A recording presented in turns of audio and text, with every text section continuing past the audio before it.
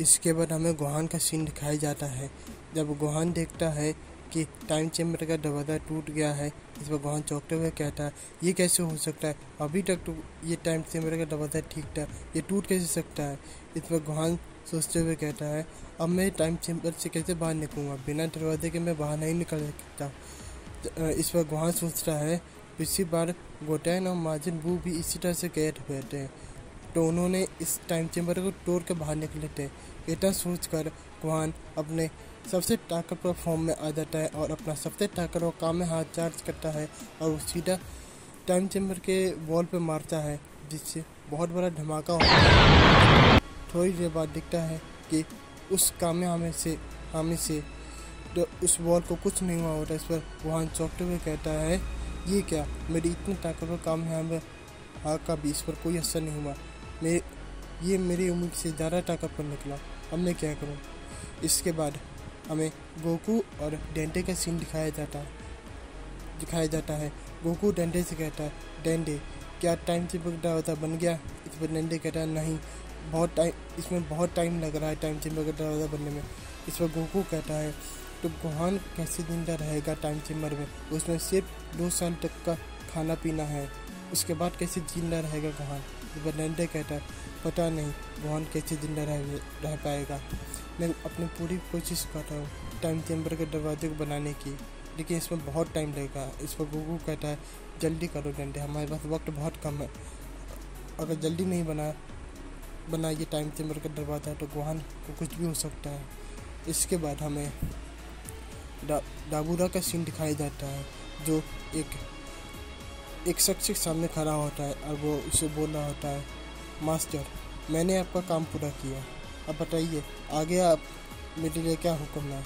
इस पर वो डीमन बोलता है, बहुत बढ़िया, तुमने वो टाइम चेम्बर का दरवाज़ा तोड़कर बहुत अच्छा किया, जिससे वो दोनों अब हमेशा के लिए टाइम चेम्बर में बंद रहेंगे और कभी नहीं बाहर निकल पाएंगे।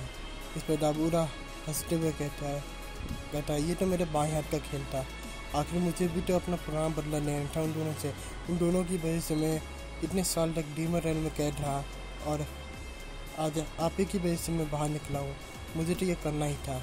इस पर डीमन कहता है, तुम्हें पता है ना मैंने तुम्हें किस काम के लिए बाहर निकाला है?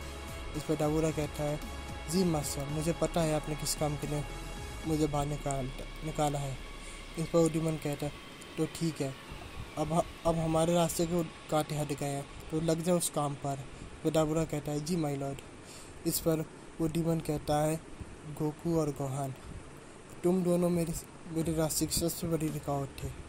अब मैंने तुम दोनों को उस टाइम से मेरे बंद कर दिया है। जब तक तुम दोनों उस टाइम से बाहर निकलोगे, तब तक मैं इस पूरे मल्टीवर्स पर मेरा कब्जा होगा। अब मेरा राज होगा इस पूरे मल्टीवर्स में, कोई नहीं मुझे हरा पाएगा। इसके बाद हमें कुछ दिन बाद का सीन दिखाया जाता है। इसमें दिखाया जाता है कि गोकू और डेंडे आपस में बात कर रहे होते हैं, कि जिसपे डेंडे कहता है गोकू से कि ये टाइम चेम्बर का दरवाज़ा बहुत बुरी तरह से टूट गया है, मैं कितनी भी कोशिश करूँ ये बन नहीं रहा है।